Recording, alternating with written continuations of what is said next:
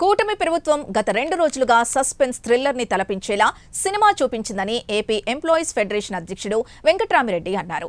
గత 17 నెలలుగా ఉద్యోగులు ఆశగా చూస్తున్న డిఏల విషయంలో డ్రామాను నడిపారని అన్నారు. సీఎం చంద్రబాబుతో మాట్లాడిస్తామని నానా హడావిడి చేసిన అధికారులు కేవలం ఒక్క డిఏ ఇప్పించారని అన్నారు. ప్రభుత్వం ఇంత డ్రామా ఎందుకు చేసిందో అర్థం కావడం లేదని విమర్శలు చేశారు వెంకట్రామిరెడ్డి.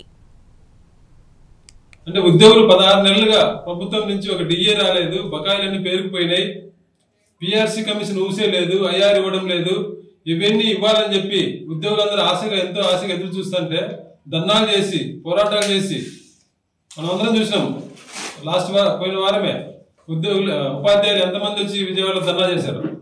ఇంత గొడవ చేసి ఇంత ఆతృతగా ఎదురు చూస్తుంటే వీళ్ళు ఇంత అడావిడి చేసి ఇచ్చింది ఏంటి?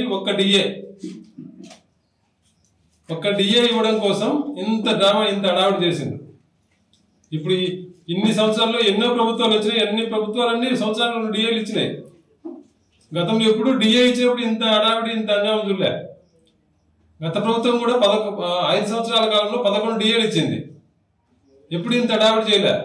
గతంలో ఎవరైనా డిఏలు పెండింగ్ ఉన్నప్పుడు సీఎం గారి దగ్గరికి మాలాంటి ఉద్యోగ సంఘాల నాయకులు వెళ్ళి, సార్ డిఏలు పెండింగ్ ఉన్నాయి, పండగ వస్తుంది, లేదంటే ఈ సందర్భంగా డిఏలు ఇవ్వండి అంటే అప్పటికప్పుడు సీఎం గారు ఇమీడియట్ గా డిఏ ఇవ్వండి అని చెప్పేవాళ్ళు.